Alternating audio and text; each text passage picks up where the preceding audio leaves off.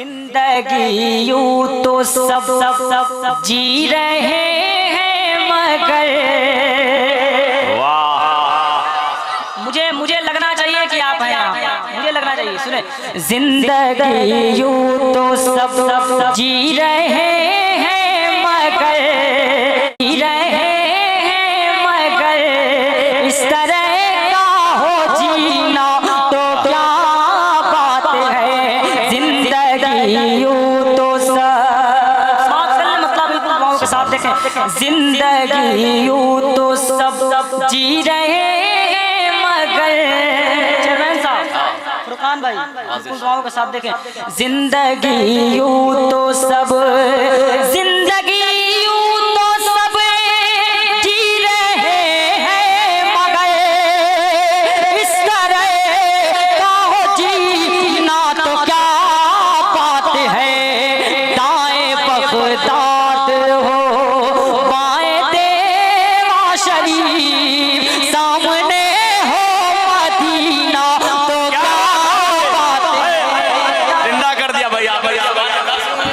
नारे तकबीर, नारे रिसालत, नारे हैदरी, माशाअल्लाह, सामने हो मदीना तो क्या बात है। वाह वाह, सुभान अल्लाह।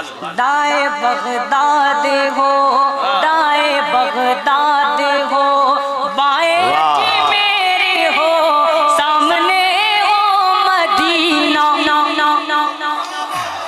वाह वाह, जरा दिल से हाथों उठा के सामने हो मदीना, और दिल से सामने हो मदीना तो क्या बात है। दाएं बगदाद हो। अब लग रहा है कि आप सुन रहे हैं।